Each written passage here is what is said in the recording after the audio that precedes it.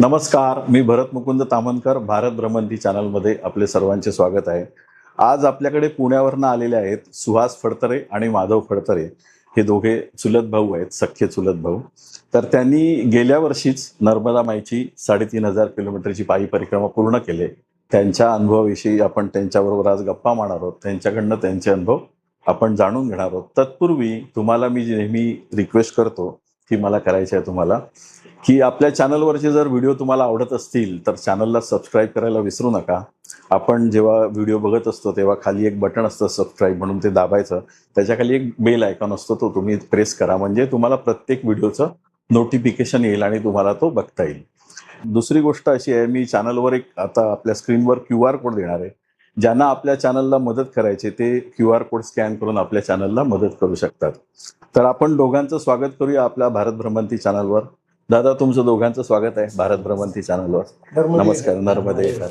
घरात आम्हाला त्याने जो आसरा दिला होता, तर त्या आम्ही जिथं झोपलो होतो ऍक्च्युअली ती त्यांची त्या माणसांना ते म्हणजे त्यांचा भाऊ वगैरे असे सगळे एकत्र कुटुंब होतं आणि 5 मुली होत्या त्यांच्याकडे. तर त्यांनी त्यांची जागा आम्हाला दिली की तुम्ही इथं झोप.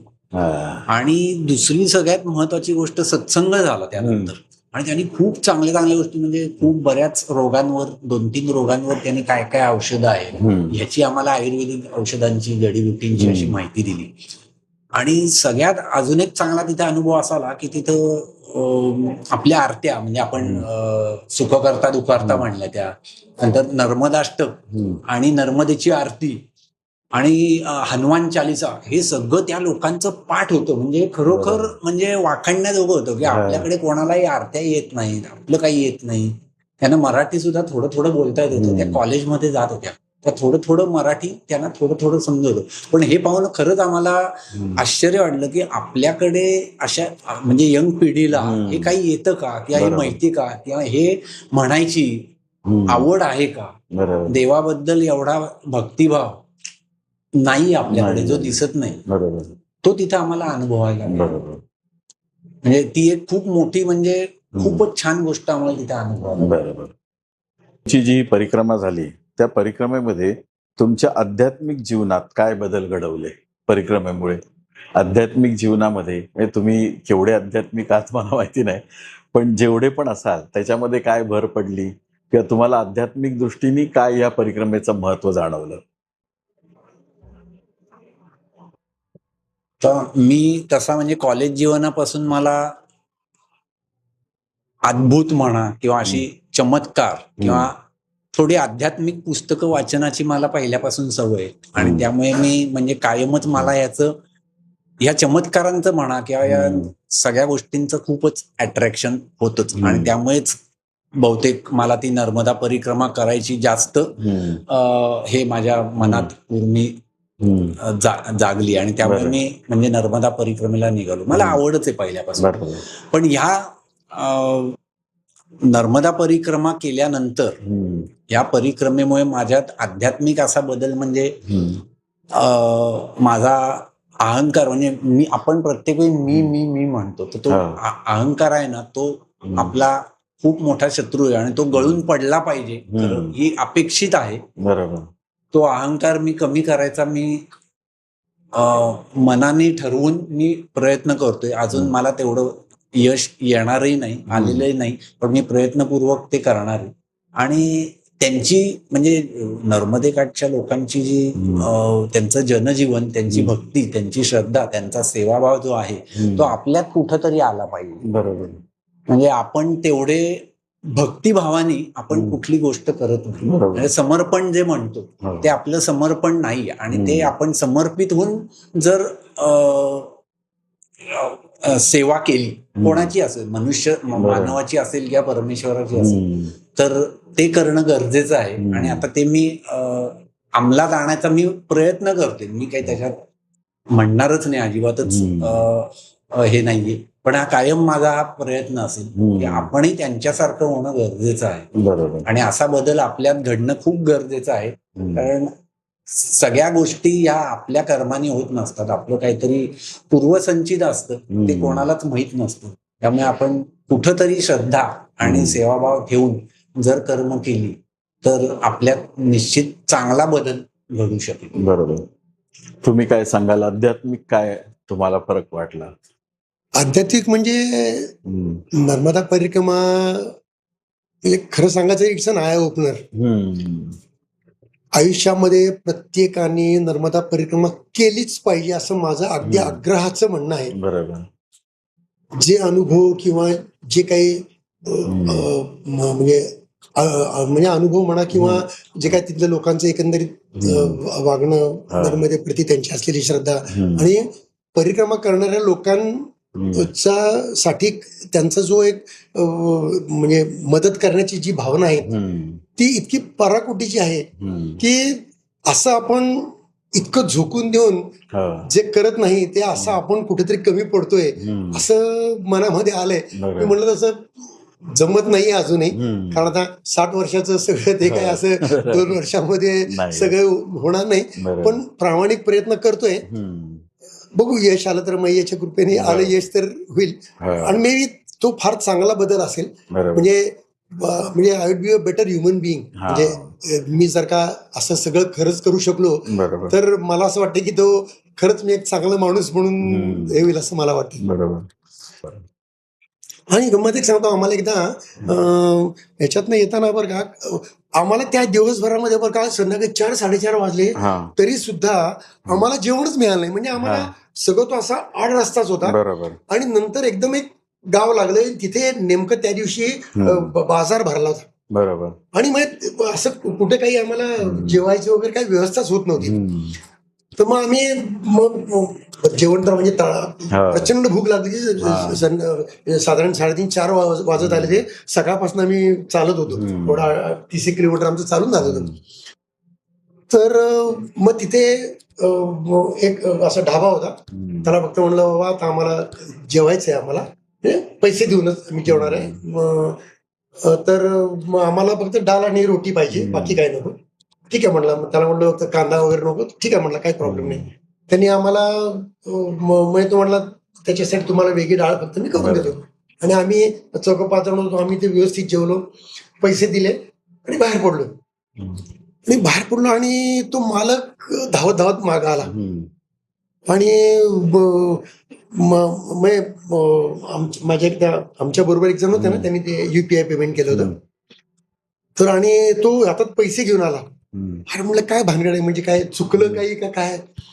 तर तो म्हणला, ये महाराज आपका पैसा रखो. तो म्हणला मी पेमेंट केलंय. त्याने म्हणला ते तुम्ही UPI पेमेंट केलंय, त्यांनी कॅश आणून दिली. म्हटलं काय झालं, काय प्रॉब्लेम आहे, कमी दिलेत पैसे का काय, जास्त झाले, काय झालंय? त्याने म्हणला तुमच्या शेजारी जे बसले होते ना, त्यांनी सांगले महाराज का पैसा म्हटले ना. आम्ही 4-5 जण आम्ही होतो, काय 700-800 रुपये झाले असतील, मला माहित नाही जे काय असेल ते. आमच्याकडे त्यांनी पैसे येतो म्हणला, उन्होंने बोला है कि मैं पैसा दूंगा, उनका जो भी है वो जितना है वो उनका वापिस लौटा दो. अशी तिथे आहे. बरोबर. तिथे तुम्हाला जर जायचं असेल तर पैशाची गरजच नाही, अजिबात गरज नाही. बरोबर. म्हणजे परिक्रमा नवीन पिढीने करण्याची गरज अशी आहे की आत्ताच्या पिढीला पैशाची किंमत नाही. खरी किंमत ही माणुसकीची, माणसांची श्रद्धा, सेवा, ह्याला खरं किंमत आहे. पण आता उलट आलंय, तर ते कळावं की काय महत्वाचं आहे आणि काय दुय्यम आहे. कारण आम्ही परिक्रमा करताना आम्ही जिथं जिथं गेलो ना, तिथं असा अनुभव आला की त्यांच्याकडे खरं गडगंज आहे. म्हणजे मोठमोठी 2-2-3-3 हजार स्वतःची घरं, शेती, सगळं भरपूर आहे. पण परिक्रमावासी आले की ते पैसा नाही, काही नाही, काही नाही, त्यांची सेवा करा. म्हणजे त्यांना माणुसकीची, माणसांची, परिक्रमावासियांची जी त्यांच्याबद्दलचा जो आदरभाव आणि सेवा होती, हा खूप मोठा आहे. आणि हा आपल्या पिढीला, शहरी पिढीला हा कळला पाहिजे, तर ती चांगलं जीवन पुढं काढू शकतो असं मला वाटतं. आता नवीन पिढीला जे तुम्ही मगाशी बोलता बोलता म्हणलात की म्हणजे मुलांच्या किंवा मुलींच्या अपेक्षा वाजवीपेक्षा जास्त झालेल्या आहेत. ऍडजस्टमेंट करायची नाही, समजुतीने घ्यायचं नाही, कोणाचं ऐकायचं नाही. मी म्हणेन ते बरोबर. ही जी काय आता मानसिकता मुलांची झालेली आहे, अशा लोकांनी तिथं जर का जाऊन बघितलं ना की you have to be so humble की आपलं म्हणणं कधीही पुढं रेटायचा प्रयत्न न करता जो समोरचा म्हणेल ते असं प्रत्येक ठिकाणी ऍडजस्टमेंट असं तिथं प्रत्येक माणसांचं हे दिसलं की तुला काय हवंय बरं ठीक आहे तसं करू आपण. तर हा तिथे एक फार मोठा म्हणजे धडा घेण्यासारखा आहे. या आजकालच्या पिढीला तो मला वाटतं फार महत्वाचं आहे. कारण ऍडजस्टमेंट करणं किंवा आपली बाजू थोडीशी बाजूला ठेवून दुसऱ्याचं म्हणणं ऐकणं हे आता लोकांच्या म्हणजे फारसं नाही होत ते. बरोबर. तुम्हाला परिक्रमेमध्ये नर्मदा मातेबद्दल तुमची भावना किंवा अनुभव काय आहे? आता तर तुम्ही बरंचसं सांगितलं, पण असा एखादा कुठला प्रसंग सांगायचा राहिलाय की ज्याच्यामध्ये तुम्हाला तीव्रतेने जाणवलं की मातेने तिथे तुम्हाला अनुभूती दिली, असा कुठला प्रसंग आहे? आम्ही जलाराम आश्रमामध्ये असं दुपारच्या वेळेला पोचलो होतो. तिथं त्यांनी महाराजांनी आम्हाला जेवायला वाढलं. जेव्हा म्हणला आणि अभी मी असं आडनी डिवेळ झाली तो म्हणला अभी मत जाओ अभी आराम करो कल सुबह निकल जाना. पण ते थोडस सुरुवातीचेच दिवस होते जरा असं थोडस उत्साह होता. आणि म्हणजे आमच्या बरोबर जे असणार आहे का नाही सगळे जण तिथे थांबले होते. फक्त आम्हीच दोघं म्हटलं म्हणजे दुपारी 2-2:30 वाजले होते साधारण. अरे म्हणलं आत्तापासून थांबून काय करायचं. आणि खरं सांगू तुम्हाला म्हणजे आम्ही तसे दोघंही असे म्हणजे असं कुठे काय भजन करतोय किंवा हे अशा स्वभावाचे नाहीये की म्हणजे असं एकत्र हे करून काहीतरी त्यांचं चाललं ते तसं आमचा नाही स्वभाव. म्हणलं चल आपण तेवढंच 1-2 तास आपलं पुढं जाणं होईल म्हणून म्हणलं आम्ही जातो. तो म्हणलं ठीक आहे काय प्रॉब्लेम नाही जा तुम्ही. तर मग आम्ही तिथनं त्या जलाराम आश्रमातनं बाहेर आलो आणि तिथे कर्जत नदी आहे. तर तिथे एक नावाडी होताच. 10,000 रुपये त्यांनी घेतले नाही आम्हाला. त्यांनी पलीकडे तो म्हणला त्याला म्हणलं आम्ही कसं जायचंय. तो म्हणला इथे असे पुढं पुढं तुम्हाला काठीला झेंडे लावलेले आहेत त्याच्या कडेकडे जा. तर मग ती अशी इकडनं जाताना कर्जत नदी त्याच्या बाजूला खूप मोठा उंच डोंगर आणि त्याच्या अशा म्हणजे ती नदी संपते आणि तो डोंगर याच्या असं छोटीशी पाऊल वाटली. त्या पाऊल वाटेने जायचं होतं. पुढे ती अशी नदी वळत होती आणि मग पुढे मैयाला जाऊन मिळत होती. तर आम्ही म्हणजे साधारण ह्याच्यापासनं आम्ही एक तासभर साधारण चालत गेलो. म्हणजे साधारण तोपर्यंत 3:30-4 ची वेळ होत 3:30-4 झाले ते. आणि मग तिथे गेल्यानंतर पुढं आता ती मैया सोडून अन्य कुठली नदी आपण ओलांडू शकतो. तर मग ती कर्जत नदी ओलांडून आम्हाला पलीकडे जायचं होतं. तर आता आमच्या दोघांमध्ये मी मोठा जरा थोडा याच्यापेक्षा जास्त अनुभवी ट्रेकिंग मधला वगैरे त्यामुळे मी म्हटलं बघू मी पाय ठेवला तर माझा गुडघे इथपर्यंत पाय ह्याच्यामध्ये दलदलीमध्ये गेला. अरे म्हणलं प्रॉब्लेम आहे बरं का. उडून काढलं मला बाहेर आणि मग आपल्या बरोबर काठी असतेच. मग आता हे सोडून मग काठी टेकून बघायला लागलो. तर पाय असल्यामुळे तरी माझा गुडघ्यापर्यंत गेला. काठी ती अख्खीच जायला लागली खाली. आम्ही तिथं एवढे 10-15 मिनिटं इकडे तिकडे असं फिरून बघत होतो. तर कुठे गेलं ना तरी काय कळेच ना आम्हाला. अरे म्हणलं आता उलट जाणं शक्य नाहीये. 1-1.5 तास आपण ऑलरेडी आलेलो आहे. संध्याकाळी 3:30-4 वाजत आलेले आहेत आणि आता उलट जाणं शक्य नाहीये आणि पलीकडे जायला तर रस्ता नाहीये. बरं आम्हाला पलीकडचं गाव दिसत होतं. म्हणजे टीव्ही नाही सॉरी मोबाईलचे टावर. हल्ली कुठल्या गावामध्ये पहिलं गाव आल्याचं लक्षण म्हणजे मोबाईलचे टावर. आम्हाला ते दूरवर टावर दिसत होता. म्हणजे साधारण 1.5 किलोमीटर चाललं की गाव येणार आहे ते दिसत होतं. पण आम्हाला तो जो काय छोटासा पॅच होता हार्डली एक 50-1 फुटाचा तो काय आम्हाला क्रॉस करता येत नव्हता. बरोबर. तर मग अशा वेळेला इकडं तिकडं बघून म्हणजे आम्हाला 10-15 मिनिटं आम्ही जिथं काठी टेकून बघत होतो तिथं ती अख्खी काठी आत जायची. म्हणजे दलदल इतकी प्रचंड होती. तर मग आता अशा वेळेला काय फक्त एकच आपल्याकडे नर्मदे हर. आम्ही असं 5 मिनिटं नर्मदे हर असं म्हणून जरा काही कोणी प्रतिसाद देते का जरा बघत होतो. एक 5 मिनिटात आम्हाला तिकडनं हळी आली एका महिलेची. नर्मदे हर बाबाजी क्या हो गया. आम्ही बघतो कुठे इकडे वर आम्हाला काय कोणी दिसत नाही. डोंगर होता बऱ्यापैकी उंच. तर म्हणलं असेल कोणतरी येईल समोर. परत 1-2 मिनिटं थांबलो. परत नर्मदे हर म्हणलं बाबाजी क्या हो गया. म्हणलं माताजी रस्ता भटक आहे, रुको मैं बताती हूँ असं म्हणले. आणि परत एक 5 मिनिटं झाली, परत काहीच नाही. आणि म्हटलं काय आता ती कुठे गेली बाई आता, म्हणून मग परत नर्मदे अरे नाही रुको रुको आती हूँ असं म्हणले. आणि मग आम्हाला असा साधारण म्हणजे असा जवळ आवाज आला. मग ते म्हणले आगे जाओ. आम्हाला दिसत नव्हती बरं का बाई ती. आगे जाओ तिने आम्हाला, म्हणजे आम्ही जेवढपर्यंत प्रयत्न केला होता की नाही, त्याच्या पुढे तिने आम्हाला और आगे जाओ असं करत करत तिने पुढे नेला. हाँ अभी ये पाणी उधर रस्ता काटो और जाओ आगे. पण तसं मी म्हटलं थांब बघतो मी आधी. पाय ठेवला तर एवढा इतका पाय म्हणजे पूर्ण बुडण्या चिखल होता. पण खाली मला हे लागलं म्हणजे घट्ट जमीन लागली. मग दुसरा पाय ठेवला आणि मग पुढे आम्ही निघून क्रॉस झालो. आणि गमतीचा भाग म्हणजे आम्हाला पुढं काही दिसत नव्हतं बरं माहिती. तेवढे काय 40-50 फुटाचा जेवढा तो दलदलीचा भाग होता, पुढं काही दिसत नव्हतं. पण आम्हाला त्या मैयाने आम्हाला जे पुढे नेऊन ठेवलं का नाही, बरोबर पाऊल वाटेवर आणून ठेवलं. आणि आम्ही मागे बघून मैया पोहोच गे, काही 1 ना 2. म्हणजे कोणी आम्हाला मदत केली, कोण होतं काही नाही. नंतर शांत आम्ही याच्यावर गेलो आणि तिथनं डायरेक्ट आम्ही म्हणजे पाऊल वाटेवरनं याच्यावरच गेलो. म्हणजे तो जरासा एक थोडा वेगळा अनुभव होता की म्हणजे तुम्ही कसं बघता, तुम्ही त्याच्याकडे म्हणजे तुमचा कसं बघता त्याच्यावर सगळं अवलंबून आहे. बरोबर आहे. आणि त्याच्यापेक्षा एक फार भन्नाट अनुभव एक आहे बरं का, म्हणजे जो थोडासा अद्भुत प्रकारामध्ये मोडू शकतो असा. आणि माझ्या बाबतीत सत्य घटना घडलेली आहे.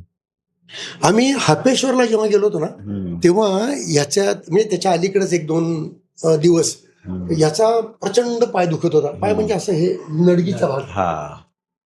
तर बरं आता आम्ही दोघांनी भरपूर ट्रेकिंग केलेलं आहे.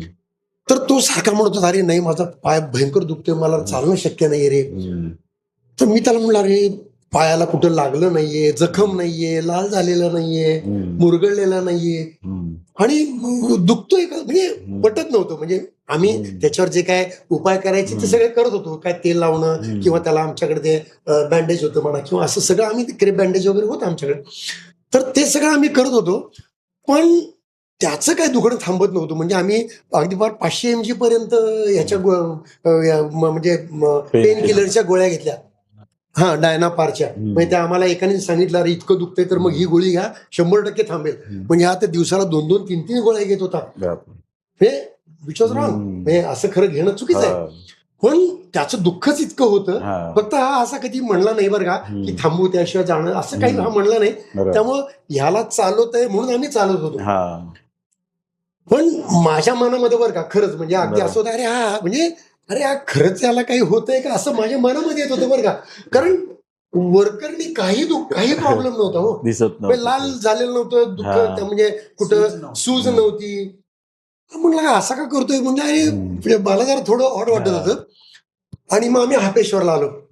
आणि हापेश्वरला आम्ही असं हा म्हणाले आता माझं काही खरं नाही बरं का, म्हणजे ह्याच्या पुढे आता कसं काय आपण जाणार आहे. आणि इथनं तर जरा जास्त विचित्र रस्ता आहे असं आम्हाला आधीच सांगितलं होतं की तुम्ही म्हणजे बरोबर विरुद्ध बाजूला. तर आम्हाला आधीच सांगितलं तुम्ही इकडनं गेलात तर रस्ता खूप अवघड आहे, तुम्ही आता इकडनं हापेश्वर म्हणजे लोक टाळतातच, लोक अलीकडनंच जातात. तर आता आम्ही शहाणपणा करून तिथे गेलेलो होतो आणि आता अजून जातो. म्हणला तर मला काय आता शक्य वाटत नाहीये. आणि काय करायचं चिंतेत आम्ही आपलं बोलत बसलो होतो. आम्ही आपलं बोलत होतो तेवढाच एक जण आला. म्हणजे तो म्हणला मराठी का, पुण्यावरून आलाय का. म्हणलं हो. काय प्रॉब्लेम आहे का. म्हणलं आहे ना बराच प्रॉब्लेम आहे. म्हणलं हो याचा पाय दुखतोय. तो म्हणला कुठं काय झाले त्याला. काय नाही अहो म्हणलं काय सांगायचं तुम्हाला. म्हणलं अहो चालणं शक्य नाही त्याला, लंगडतोय. म्हणजे दिवसाकडे म्हणजे ते 4-5 दिवस नाही आम्ही अक्षरशः 10-12 किलोमीटर सुद्धा जाऊ शकत नव्हतो, इतकं भयान परिस्थिती होती. तर तो म्हणला मी करू का मदत तुम्हाला, मला जरा थोडंसं हे याच्यातलं कळतं. म्हणलं कर बाबा कसे करून ते आता गोळ्याचं काय असर होत नाही. 500 mgच्या 2-2, 3-3 गोळ्या खाऊन सुद्धा काय होत नाहीये. तर मग त्यांनी त्याला म्हणलं असं पाय ठेवा. मग त्यांनी ते असं काय ते करून असं पाय धरून असं खेचला. असा ठक्कन आवाज झाला आणि समोर तोंड नाही झालं म्हणलं आता. तेव्हा काय दुःख थांबलं नव्हतं त्याचं. ठीक आहे आता होईल म्हणलं काय काळजी करू नका. आणि खरंच बरं का दुसऱ्या दिवशी पासनं का नाही हा जो तरा चालायला लागला माझ्या पुढे. म्हणजे अक्षरशः हा. जादू हवी तसं. बरं. संपेपर्यंत तर नंतर याला काहीही झालं नाही. बरं. हा बरं हे झालं आणि पुढे एक साधारण एक 15-20 दिवस झाले असतील आणि माझं सेम दुखायला लागलं. आणि म्हणजे त्याला मी अक्षरशः म्हणलं, अरे सुहास, म्हणलं माफ कर, म्हणलं तू जेव्हा पाय दुखतोय म्हणत होतास ना तेव्हा म्हणजे मला खरंच खरं वाटत नव्हतं बरं का. म्हणजे मला असं आहे ना काहीतरी नाटक करतोय काय, याला चालायचं नाहीये काय, असं मला वाटत होतं मनामध्ये. वर्करने मी काही म्हणलो नाही त्याला, पण मनात असं वाटत होतं मला की अरे याला खरंच इतकं काही दुःख होत आहे का. पण मला व्हायला लागल्यानंतर मी मला म्हणलं सुहास माफ कर, म्हणलं अरे तू जे म्हणतोस ते मला आता कळतंय की म्हणजे त्याला इतक्या भयानक वेदना होत होत्या त्या मला होत होत्या. आणि आता दुर्दैवाने आम्हाला तो माणूसही नाही परत, तो तिथून ज्या दिवशी जो गायब झाला की नाही तो काही परत भेटला नाही आम्हाला. तर आता काय करायचं ना, मग ते परत 2-4 दिवस म्हणजे मी तसंच आता मी तसं 2-4 दिवस असे 10-12 किलोमीटर जेमतेम कसा बसा रखडत आम्ही जात होतो. तर आमच्या बरोबर म्हणजे आम्ही 18 ऑक्टोबरला परिक्रमा सुरू केली होती. आमच्या अगोदर एक दिवस 17 ऑक्टोबरला ज्यांनी परिक्रमा सुरू केली होती ते 2 MP मधले हे होते शेतकरी, दोघंही साडू होते, म्हणजे 2 सख्या बहिणींचे यजमान. तर ते आम्हाला शुलपाणीचे जंगल संपल्यानंतर भेटले आणि त्यांची आमची इतकी दोस्ती झाली की शुलपाणीचे जंगल म्हणजे पहिल्या एक 10-12 दिवसानंतर संपल्यानंतर परिक्रमा संपेपर्यंत ते आमच्या बरोबर होते. आणि आमच्या चौघांचं इतकं जबरदस्त मैत्री झाली जी अजूनही आमचं म्हणजे एक 4 दिवसांनी फोन व्हिडिओ कॉल हा अजूनही होत असतो. अतिशय सज्जन माणसं, तर ती आमच्या बरोबर होती.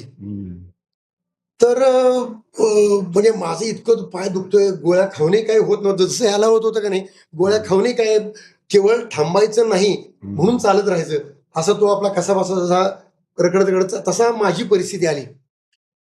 तर मी त्याला म्हणलं बाबाजी अभी आप दोनों आगे निकल जाओ. हा म्हणला मी थांबतो तुझ्यावर, तुला प्रॉब्लेम आहे ना, म्हणलं मी थांबतो तुझ्या बरोबर. पण तेव्हा मी त्यांना म्हणलं बाबाजी आप आगे निकल जाओ, अभी मुझसे नहीं होगा. नहीं धीरे धीरे जाए, हम लोग 10 किलोमीटर जाएंगे, 5 किलोमीटर जाएंगे, आपको नहीं छोडेंगे. त्या लोकांचं एक बरं का, म्हणजे आम्ही आता ब्राह्मण म्हणल्यानंतर त्यांचं ब्राह्मण देवता म्हणून तुम्हाला सांगतो बरं का, एकदा आमची त्यांची त्या शुलपाणी नंतर जी भेट झाली का नाही आमचं, त्यांनी ते म्हणलं अभी हम आपको नहीं छोडेंगे, मैया की कृपा आहे की ब्राह्मण देवता हमारे साथ है. तुम्हाला सांगतो बरं का, आम्ही ज्या आश्रमामध्ये जाऊ त्या आश्रमामध्ये ती लोक आम्ही जायच्या आधी ते तिथं जरा झाडून पुसून घेणार, पाणी कुठे आहे, टॉयलेटची व्यवस्था काय आहे ते बघणार. हा अभी आप उधर जाओ, उधर पाणी काय बंदोबस्त आहे, म्हणजे तो तुम्हाला म्हणजे आम्हाला काय लागेल ते अगोदरच ते सगळं तयार करून ठेवायचे. काय त्यांचं सेवा तुम्हाला खरं सांगतो ना. आणि मनाने इतकं प्रेमळ ना, आमच्याकडनं त्यांना कुठलीही अपेक्षा नाही, पण आमच्यासाठी काय वाटेल ते करायला तयार आहे. ते आम्हाला त्यांच्या घरी नंतर याच्यामध्ये नेमावरच्या थोडं पुढे त्यांचं स्वतःच म्हणजे त्यांचं शेत आणि घर आहे खरगोणला. तर त्या खरगोणला ते आम्हाला ते म्हणले हमारे घर एक दिन रहने के वगैरे आपको छोडेंगे नाही. फक्त घरात न राहता आम्ही त्यांच्या शेतावर त्यांनी एक बांधलं होतं आउट हाऊस शेतावर, आम्ही सगळेजण म्हणजे ते सुद्धा आमच्या बरोबर राहिले तिथे. तर इतकी सेवा की नाही. आणि तर म्हणजे तर तो मला म्हणजे पाय दुखायला लागले तेव्हा ते म्हणले हम आपको नहीं छोडेंगे, आप 2 किलोमीटर चलना है, 2 किलोमीटर चलेंगे लेकिन हम आपको नहीं छोडेंगे. तर तसे एक 2-4 दिवस आम्ही काढले, 2-2, 3-3 गोळ्या खाऊन. तर आणि दुसरी गंमत म्हणजे बरं का, ते दोघं जण जे होते ना, म्हणजे आता आम्ही खरं सांगायला लाज वाटते, आम्ही कोकणचं ब्राह्मण, पण आमची पूजा म्हणजे अशी, बघा माझा स्वतःचा व्यवसाय, मी सकाळी 5-5:30ला उठून 6 वाजता कामावर जाणार, ते रात्री 8-9-10ला घरी येणार. त्यामुळे देवाला हात जोडणे आणि जाणे, देवपूजा आमची तेवढ्याशी सीमित होती. म्हणजे काही असं एलाबोरेट काही फार आरत्या करतोय, हे करतोय, गंध उगाळून करतोय, असं काही नाही. देवाला मनोभावे हात जोडून जायचं. नामस्मरण वगैरे जे आमच्या आईने आम्हाला घालून दिलं होतं ते कधी दिवसातले 24 तास कामावर असो, गाडी चालवताना असो, ते चालू असायचं. पण असं म्हणजे सरळ उपट मार्गाने जे पूजा किंवा आपण असं म्हणतो असं काही नाही. तर त्या लोकांचं बरं का की पूजा म्हणजे त्यांनी एक अशी एक स्पेशल पिशवी म्हणजे एक शबनम असते ना, तशी शबनम घेतली होती आणि त्यामध्ये म्हणजे जसं आपण ते मैयाचं प्रतिकात्मक आपण बाटलीमध्ये घेतो बरोबर, म्हणजे मैयापासून आपण जर का दूर असू तर सकाळ संध्याकाळ जी आपण आरती करतो ती आपण त्या मैयाचीच आरती करतो तिथे. तर ती त्यांनी एक म्हणजे आम्ही त्या आमच्या परिक्रमेमध्ये आम्ही बघितलं बरं का की ती पिशवी त्यांनी कधीही जमिनीवर ठेवली नाही. म्हणजे समजा काय लगवीला जायचं असेल की नाही तर तो त्या दुसऱ्या माणसाच्या हातात देणार, मग नंतर व्यवस्थित हातपाय धुवून येणार आणि मग ती पिशवी घेणार. मध्यंतरी असं 1-2 वेळा असं झालं की त्यातल्या एका माणसाचं पोट बिघडलं. मग ती लोक सकाळी 4ला उठून आंघोळ केल्याशिवाय त्या 100 दिवसात ते कधीही पहाटे 4ला आंघोळ केल्याशिवाय ते आले नाही. आम्ही मात्र थोडस की ऊन आलं की करू. ते आम्हाला म्हणायचे अरे महाराज आप नाही नहाते, हम लोग नहाते, आप ब्राह्मण देवता नहाते नाही. अरे म्हणलं आमची जर का आम्ही आजारी पडलो, एवढी थंडी आहे, आजारी पडलो तर म्हणलं आमची परिक्रमा होणार नाही. आमच्या दृष्टीने परिक्रमा महत्वाची आहे, म्हणजे आम्ही अट्टहासाने काही करणार नाहीये. बरोबर. तर आणि मग त्याला आम्ही म्हणलं हमारे पास म्हणजे आंघोळीची गोळी आहे. तिथे काय त्याला कळलं म्हणजे गोळी म्हणजे काय असतं.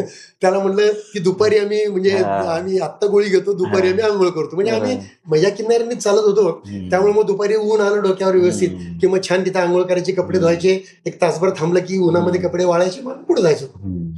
तर म्हणजे जेव्हा त्या माणसाचं एकदा पोट बिघडलं, इतकं भयंकर बिघडलं होतं की 5-6 वेळाला त्याला संडासला जायला लागत होतं. तर जितक्या म्हणजे समजा त्याला जायला लागलं ना तर तो पिशवी दुसऱ्याच्या हातात द्यायचा. तो जाऊन आल्यानंतर तिथे कुठे जवळपास हापसा नाही, पाणी नाही, मैयाचं म्हणजे समजा आम्ही थोडस दूर आहे तर तोपर्यंत मैया हातात घ्यायचा नाही. जिथं हापसा मिळेल, पाणी मिळेल तिथं तो आंघोळ करायचा, मग ते हातात घ्यायचा. अरे म्हणलं काय रे, म्हणलं अरे आम्हाला लाज वाटते रे, मग आम्ही कोकणचे ब्राह्मण सांगताना लाज वाटते अक्षरशः. तर माझे पाय दुखायला लागल्यानंतर आणि त्यांचं रोजची पूजा सुद्धा अशी अर्धा पाऊण तास चालायची.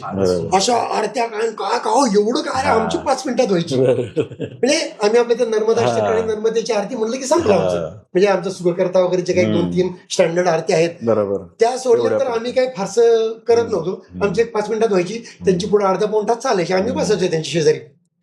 तर ते माझे पाय जे दुखत होते आणि ते जेव्हा त्याला अल्टिमेटम दिला, म्हणलं बाबा महाराज एक आप काम करो, आपके कारण म्हणजे मेरे कारण आपकी परिक्रमा खंडित हो जाएगी, आप दोनों निकल जाओ, अभी हम लोग देखेंगे क्या करणे का. हा म्हणला मी तुला सोडणार नाही, तुझ्या बरोबर काय असेल ते आपली एकत्रच होईल, व्हायची असेल किंवा नसेल तरी बरोबरच.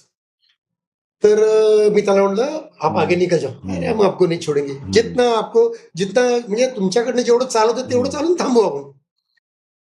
तर ते असं दिवसेंदिवस 5-6 दिवस असे झाले हो. तर एक दिवशी तो काय म्हणला, बाबा जी आप एक काम करेंगे, आज हम मैया को आह्वान करेंगे, वो मैया ठीक करेगी, वो मैया पर छोड़ देंगे, आपको आज हम मैया को आप मेरे साथ आरती के समय मेरे साथ बैठो. तर म्हणलं ठीक आहे बाबा, चला काय गोळ्या खातोय त्या तर तुझ्या शेजारी बसतो आरतीला. तर त्यांची सगळी आरती वगैरे झाली, त्यांनी ते तीर्थ वगैरे मला म्हटलं ये अभी आप तीर्थ ले लो और आप भी मैया को बोलो कि पाँव ठीक करे, वो पाँव में तीर्थ थोड़ा पाँव में लगाओ और आप तीर्थ घे आणि पायाला लाव और मैया को सच्चे दिल से आह्वान करू. तुम्हाला सांगतो, देवाशपथ सांगतो मी, ते लावलं दुसऱ्या दिवसापासून माझं पायाला म्हणजे काही होत होतं, माझा मला विश्वास नाही बसला. बरोबर. काहीही मी वेगळं केलं नाही, काहीही वेगळं केलं नाही बरं का. म्हणजे त्या दिवशी काही वेगळं काही गोळी खाल्ली किंवा वेगळं काही औषध घेतलं असं काहीही केलं नाही. मी त्या माणसाचे पाय पकडले, म्हणलं अरे कसले, म्हणलं आम्ही ब्राह्मण रे, म्हणलं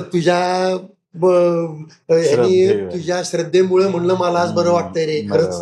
पण नाहीतर मी सांगतो तुम्हाला अक्षरशः अजून 1-2 दिवस झाले असते का नाही मला नव्हतं वाटत मी करू शकलो असतो. पण तुम्हाला सांगतो अक्षरशः दुसऱ्या त्याच्यानंतर जसं ह्याचं बंद पडलं ना, त्या माणसाने पाय खेचल्यानंतर, तसं त्याच्यानंतर पुढे अख्खी परिक्रमा कधी गोळी नाही, काहीही नाही. म्हणजे अद्भुत प्रकार आहे. आणि हाच प्रकार बरं का मला गिरनार परिक्रमेत झाला होता. गिरनार परिक्रमा 5 वेळा केलेली. तर असताना मी एकटाच होतो आणि माझ्याबरोबर ते 2 मित्र आणि त्यांच्या बायका होत्या. तर ते म्हणले आम्ही काही चालत येणार नाही, तर तू म्हणजे मी म्हणलं नाही, मी म्हणलं मला, आणि ते परिक्रमाच्या एक जस्ट एक 4-6 महिने अगोदर. तर मी म्हणलं ठीक आहे, म्हणजे कारण आम्ही म्हणजे 4-6 महिने म्हणजे आदल्या ह्याला दिवाळीला होते ना ती परिक्रमा. तर त्यावेळेला तर मी त्याला काय म्हणलं की म्हणलं मी वर जाऊन येणार आहे, म्हणजे चालत जाणार आहे, म्हणलं मला परिक्रमेची तयारी करायची. तर तुम्ही म्हणलं या आहे नाही, मग आता रोपवे झालाय तिथे, तर म्हणलं तुम्ही रोपवेने या, मी चालत जाणार. बरं ते जरा रोपवेनी सॉरी चालत जायचं म्हणलं तर जरा थोडंसं तिथे टॉयलेटचा वगैरे प्रॉब्लेम होतो, कारण तो अखंड खडक आहे, तिथे कुठेही तशी व्यवस्था नाहीये. त्यामुळे मग शक्यतो पाणी न पिणे, काही न खाऊन जाणे, असं थोडंसं पथ्य पाळायला लागतं, कारण नाही तर मग अडचण होते जरा. तर मग मी एकटा रात्री चालत निघालो, आणि ते म्हणलं आम्ही सकाळी इथनं येऊ तिथं वर, थोडे काय साधारण 1-2-3 तास गुरु शिखरापर्यंत 3-4 तासामध्ये पोचतो आपण. तर मी पहाटे पोचलो तिथे, मला गुरु शिखरावरती मला त्यांची पहाटेची काकड आरती मिळाली, आणि मग मी येऊन परत त्या याच्यापाशी आलो, आपल्या ती माता मंदिर कुठलं याचं अम्मा माता मंदिर, अम्मा माता पाशी आलो, तो वरती लोक वर आली ती, त्यांना म्हणलं तुम्ही गुरु शिखरावर जाऊन या, मी हळूहळू चालायला लागतो. आणि साधारण म्हणजे शेवटच्या 1,500-2 हजार पायऱ्या शिल्लक असताना माझ्या पोटात दुखायला लागलं, आणि पोटात दुखायला लागलं म्हणजे इतकं की माझ्या आयुष्यात कधी पोटात दुखायला लागलं म्हणजे इतकं दुखलं नाही. बरं, मी म्हणलं अरे मी काही खाल्लं नाही. बरं, ते ती वेळ अशी होती की तिथे काही असे बाबा स्टॉल लागलेत, आणि तिथे मी काही खाल्लंय असंही नाही, काय कुठे 1-2 वेळा लिंबू सरबत, म्हणजे तहान लागली म्हणून 1-2 वेळा लिंबू सरबत प्यायला, तेवढंच. बाकी आदल्या दिवशी रात्री मी जेवलो नव्हतो, म्हणजे त्रास नको काय व्हायला म्हणून. आणि माझं इतकं प्रचंड पोटात दुखायला लागलं की म्हणजे मला एक पाऊल टाकणं शक्य नाही.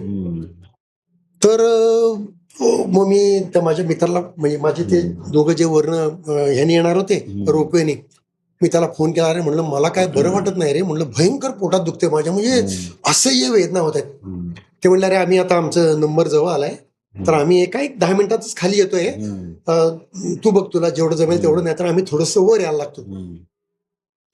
तर मी आपलं असं हळूहळू रडत कडत आपला कसाबसा खालीपर्यंत पोचलो. पण ते म्हणले अरे तिथं काय ह्याच्यात काय, म्हणजे मी पोचलो तरी ते आलेलेच नव्हते, म्हणजे मी त्या रोपवेपाशी गेलो तरी ते आलेलेच नव्हते. तर म्हणलं अरे काय आलं तुम्ही 10 मिनिटात खाली येणार नाही, म्हणले इथं जरा काहीतरी रोपवेचा प्रॉब्लेम झालाय, थांबवलाय रोपवे, त्यामुळे म्हणलं मी अजून आमचा नंबर आलाय पण आम्ही तिथंच आहोत, म्हणजे अजून म्हणजे आम्हाला बसवलेलं नाही पाळण्यात. असं करतो म्हणलं मला इथं थांबणं अशक्य आहे, म्हणलं आम्ही तिथे त्या आश्रमामध्ये जागा घेतली होती, म्हणलं मी तिथे जातो, तुम्ही या मागून. आणि म्हणलं येता येता तुम्हाला काय मेडिकलमध्ये काय औषध, जे काय मिळेल औषध ते घेऊन या. तर आम्ही म्हणजे मग मी त्या आमच्या आश्रमात गेलो, आणि एक पुढं अर्ध्या-पाऊण तासाने ही लोक आली. अरे म्हणलं इथं काय, त्या तलेटीला म्हणजे जिथं ते याचं पायथा आहे तिथे काही म्हणजे हेच नाही, म्हणजे आम्ही ज्या वेळेला गेलो होतो तिथे काय ती परिक्रमेचा वेळ नव्हती, त्यामुळे तिथे काही हे नसतंच ना, म्हणजे त्यावेळेला काही गर्दी नसते. परिक्रमेच्या वेळेलाच लाखात गर्दी असते, अदरवाईज जे काय लोकल लोक आहेत तेवढीच गर्दी. अरे म्हणलं ते मेडिकलचं दुकानच नाही. अरे म्हणलं तुका लोक आजारी पडतात का नाही, ते नाही म्हणलं. हे असेल तर मग ह्याच्यापर्यंत जायचं, जुनागडला जायचं 4-5 किलोमीटर. म्हणलं मला आता म्हणजे रिक्षात बसून ते हादरे, म्हणलं मी मरीन म्हणलं वाटेत, म्हणलं मला इम्पॉसिबल आहे. मी अक्षरशः घडाघडा लोळत होतो, इतकं पोटात दुखत होतं माझ्या. तर ते म्हणलं अरे औषध पण नाही. मी म्हणजे आश्रमात गेल्या पहिलं त्यांच्या त्या भोजनालयात गेलो, त्यांना म्हणलं मला जरा गरम पाणी करून द्या. मी जरा गरम पाणी, म्हणजे जे काय त्यातल्या करता येणं शक्य आहे ते गरम पाणी प्यायलं. बरं, असं काही पोटात म्हणजे असं काही नव्हतं की बाबा मला काय म्हणजे पोट बिघडलं वगैरे, असं काहीच नव्हतं. बरं, मी काय खाल्लंही नव्हतं आदल्या दिवशी रात्रीपासून, त्यामुळे काही असंही प्रश्न नव्हता की बाबा काही संडासला लागली म्हणा किंवा असं. तर ते दोघं आल्यानंतर मी म्हणलं आता म्हणलं काय माझं खरं नाही, आता म्हणलं माहित आता काय करायचं मलाच कळत नाही. तर माझ्याबरोबर सत्यगिरी म्हणून एक ते माझे मित्र होते बरोबर, ते दोघं नवरा बायको आले ते. तर ते आपल्या शंकर महाराजांचे निस्सिम भक्त. तर ते मला म्हणजे तुमचा काय विश्वास आहे का, मला प्रचंड विश्वास आहे माझा. ते म्हणले महाराजांना आव्हान करूयात का, बघा बाबा आता म्हणलं म्हणजे माझी काय ताकद नाहीये, महाराजांना आव्हान करून हा. करण्याची, म्हणलं माझी काही एवढी पोच नाहीये, तुम्ही काय करणार असेल तर जरूर करा. तर म्हणजे ठीक आहे बसा म्हणलं शेजारी. त्यांनी असं माझ्या पोटावर हात ठेवलाय, 2 मिनिटं गेलं आणि तुम्हाला सांगतो बरं का, असं हळूहळू माझं पोट दुखणं कमी झालं. 5व्या मिनिटाला आवाज नॉर्मल. मी तुम्हाला सांगतो काय आनंद झाला होता मला. मित्रांना म्हणलं काय केलं तू, जादू केली अक्षरशः. म्हणजे जेव्हा माझं ते झालं तेव्हा मी याला तेव्हा सांगितलं, म्हणजे मला तेव्हापर्यंत लक्षात नव्हतं. त्याला म्हणलं की माझ्या बाबतीमध्ये आता 6 महिन्यापूर्वी घटना घडलेली आहे, तिथेही अशी जादू झाली होती की त्यांनी असं माझ्या नुसतं पोटावर हात ठेवला, काय त्यांनी महाराजांना आव्हान केलं आणि माझं पोट दुखणं म्हणजे ऍज इफ मला काही नॉर्मल एकदम. तसं मला तिथे त्या दिवशी तो म्हटला अभि आप सो जाओ मैं ये सब ठीक कर देईल. तसं दुसऱ्या दिवशी सकाळी उठल्यापासून परत कधी मी ना तेल लावलं ना काही इकडे बँडेज मारलं, काही नाही. शेवटपर्यंत मग एकदम व्यवस्थित. हा असा म्हणजे असा फारच वेगळा अनुभव होता. गोंदवलेकर महाराजांचे अनुग्रहित असल्यामुळे आणि मला त्यांचे आधी अनुभव आले. आम्ही यांनी आता सांगितलं त्याप्रमाणे आम्ही जाऊन परिक्रमेला जायच्या आधी त्यांना साकडं घालून आलो होतो. आम्ही जातोय की तुम्ही परिक्रमा करून घ्या, आमच्या ज्याने होईल की नाही आम्हाला माहिती नाही. तर आम्ही परिक्रमेत चालत असताना मला असा बऱ्याच वेळा अनुभव आला की मी पाठीवर सॅक आहे माझ्या, खूप वजन होतं, म्हणजे 10 किलो कमीत कमी वजन होते. पण ते 10 किलो म्हणजे आपल्या पाठीवर काहीही नाहीये असा भास व्हायचा, म्हणजे काहीच नाही, आपण नुसते चाललोय. आणि दुसरं म्हणजे माझ्याबरोबर कोणतरी बाजूने चाललंय असं तुम्हाला जाणवायचं. म्हणजे मला असं वाटायचं की महाराजच बहुतेक चालवत आहेत आपल्याला, महाराज आपल्याबरोबर चालतायत आणि तेच शक्ती देतात. हा एक माझा बऱ्याच जणांना हा अनुभव आहे की हे कसं काय, म्हणजे की कारण तुम्ही नॉर्मली असं 30 किलोमीटर तुम्ही चाला नाही होणार, तुम्हाला नाही होणार, नुसतं सुद्धा चालून होणार नाही. आणि पाठीवर एवढं वजन आणि माझ्या पाठीवर काहीच नाही. मी तुला बोललो असेल, पण असं कसं काय, म्हणजे काय, म्हणजे मी अगदी बागेत फिरल्यासारखं चालायचं, काहीच नाही. हे एक अद्भुत वाटलं मला. आणि कोणतरी आपल्या बरोबर आहे, म्हणजे असं वळलं की एकदम असं भास व्हायचा की कोणतरी आहे बरं आपल्याबरोबर, चाललंय आपल्या बरोबर. तर हा एक आध्यात्मिक अनुभव म्हणता येईल. ज्यांना भविष्यात नर्मदा परिक्रमा करायची आहे त्यांना तुम्ही काय सल्ला द्याल परिक्रमेबद्दल? नर्मदा परिक्रमा जर करायची असेल तर पहिलं म्हणजे संकल्प केला पाहिजे त्याच्याशी, आणि नर्मदा मैयाचं बोलवणं तुम्हाला आलं तर संकल्प केला तरी नर्मदा मैयाचं बोलवणं असेल तरच. नंतर चालायची प्रॅक्टिस केली पाहिजे, कारण तिथं चालणं हे निश्चित आहे, बाकी काही अनिश्चित आहे. चालल्याशिवाय तर तुमची परिक्रमा होत नाही. ते सुद्धा पाठीवर वजन घेऊन चालायची प्रॅक्टिस पाहिजे. नर्मदा परिक्रमा हे तप आहे आणि ते करताना तुमचा अहंकार गळून पडला पाहिजे, तुमचा अहंकार गेला पाहिजे. राग आणि संयम याच्यावर तुम्ही म्हणजे संयम ठेवला पाहिजे, रागावर कंट्रोल केला पाहिजे. कारण परिक्रमेत तुम्ही रागावून चालत नाही. काय काय असे प्रसंग होतात, म्हणजे अपमान, म्हणजे 1-2 ठिकाणी आमचे अपमान झाले, ह्याचाही अपमान केला त्या महंतांनी, माझाही केला, पण आम्ही गप्प बसलो, कारण आपण आश्रित होतो. आपण जर काही उलट बोललो आणि ते म्हणले उद्या की तुम्ही इथून निघा, तर आपण काय करणार?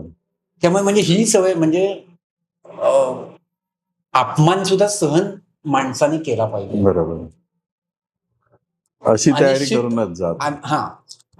नंतर सगळं अनिश्चित आहे, तर त्याला तुम्ही सामोरं जाण्याची, म्हणजे आपल्याला इथं सगळं कम्फर्ट झोन मध्ये आहे, तिथं सगळं अनिश्चित आहे हे लक्षात ठेवलं पाहिजे.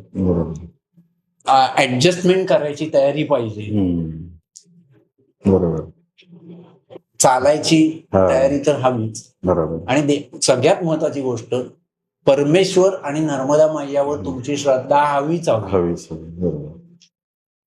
त्याच्याशिवाय ही परिक्रमा होऊ शकत नाही. तुम्ही काय सांगाल? हा म्हणलं तसं, मैयावरची श्रद्धा आणि देवावरची श्रद्धा ही तर सगळ्यात महत्वाची आहे. आणि फिजिकल फिटनेस हे त्याच्याबरोबर आलाच. ते असेल तर काही मग फारसा काही प्रॉब्लेम नाहीयेत म्हणजे तुम्हाला नियम माहित पाहिजे म्हणजे संध्याकाळी अंधार पडल्यानंतर तुम्ही थांबायचंय हा नियम आहे. बरोबर. आणि सकाळी उजाडल्याशिवाय सुद्धा बाहेर पडायचं नाही. याचं कारण असं आहे तुम्ही रस्ता चुकला तर कोणी सांगणार हे होणार नाही. बरोबर. किंवा जनावरही असतात असा विषय. आणि त्यांनी म्हणलंय की परिक्रमा करून आल्यानंतर तुम्ही रोज नर्मदाष्टक म्हणजे नर्मदा परिक्रमा केल्यानंतर तुम्ही त्याची आठवण राहणार कशी. हळूहळू आपण शहरात आल्यानंतर ते सगळं विसरतो. नॉर्मल ते जर म्हणलं तर तुम्ही कायम तुम्ही तुमच्या लक्षात राहील. बरोबर. आणि खूप पैसे न्यायची गरज नाही.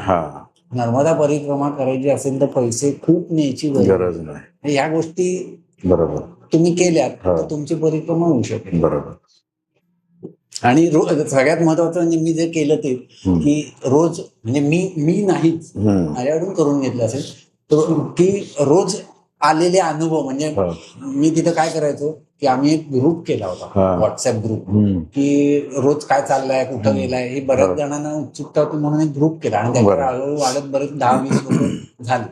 तर रोज मी त्यांना आज आलेले अनुभव की आज काय झालं ते मी त्याच्यावर टाकायचो. आणि शिवाय मी वहीत कारण सगळं लिहिणं शक्य नसतं व्हॉट्सअपवर पण मी वहीत मात्र जरा डिटेलमध्ये मी रोजनेशी आपण तसं रोज काय घडलं कुठली गावं लागली काय झालं हे मी त्याच्यात लिहायचं. तर ही सुद्धा सवय ठेवा. नर्मदा मातेबरोबरचा तुमचा प्रवास एका वाक्यात सांगायचा झाला तर तुम्ही काय सांगाल?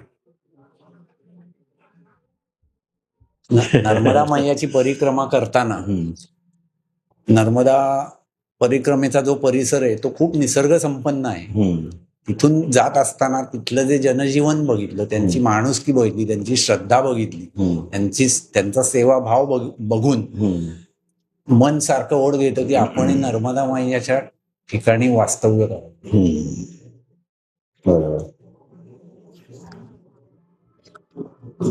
एक नर्मदा परिक्रमा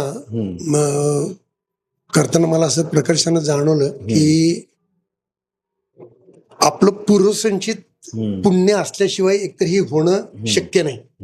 म्हणजे असं आता मला सेफली म्हणता येईल की काहीतरी गेल्या जन्मीचं काहीतरी पुण्यकर्म आहे म्हणून आमच्या हातनं परिक्रमा चालत घडू शकली. दुसरी गोष्ट म्हणजे नर्मदा मैयाच्या आपल्यावर असलेल्या आशीर्वादाच्या व्यतिरिक्त नर्मदा परिक्रमा जर का आपली जी म्हणजे आम्ही आता म्हणतो की आम्ही केली पण त्याचे 90% यश किंवा त्याचं क्रेडिट हे तिथं सेवा देणाऱ्या लोकांचं आहे. जर का आम्ही आता रोज जर का 30-35 किलोमीटर चालत जाऊन जर का आम्हाला कोणी सांगितलं की अरे तुमचं तुम्ही बनवून घेऊन जेवा तर ते शक्यच नव्हतं. आम्हाला म्हणजे एक 3 ते 4 वेळा फक्त अशी प्रसंग आला की आम्हाला आमचं करावं लागलं. तिथं जेन्युइनली मिळतच नव्हतं काही. 3-4 वेळा फक्त असं प्रसंग आला पण अदरवाईज उरलेले 100 दिवस आम्हाला कायम आयतं जेवण मिळत होतं. आणि ती लोक इतकी छान सेवा देत आहेत म्हणून आम्ही परिक्रमा करतोय.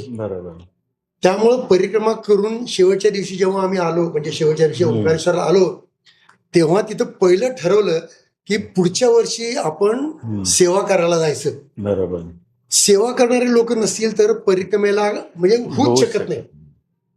दुर्दैवाने माझं गेल्याच वर्षी कंपनी बंद झाल्यामुळे मला ते काही थोडंसं पेंडिंग कामं होती ते यावर्षी मला काही जायला जमलं नाही. पण आता या वर्षी मात्र आम्ही आता एकतर परिक्रमा तरी परत करणार किंवा सेवेसाठी तरी जाणार.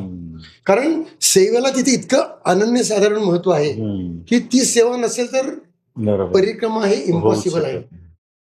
बरोबर. म्हणजे आपली जी परिक्रमा होते ती तिथल्या सेवा देणाऱ्या माणसांमुळे आणि त्यांच्या ते जर नसतील तर परिक्रमा जवळ शकत नाही. बरोबर बरोबर.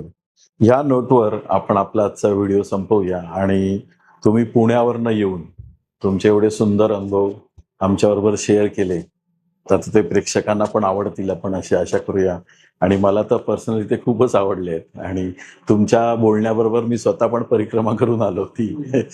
तर असा मला चांगला अनुभव दिल्याबद्दल तुमचे मनापासून आभार दोघांचे. आणि अशाच प्रकारचे व्हिडिओ बघण्यासाठी बघत राहा भारत भ्रमंती.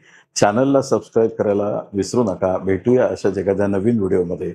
तोपर्यंत नर्मदे हर. नर्मदे नर्मदे हर. नर्मदे हर.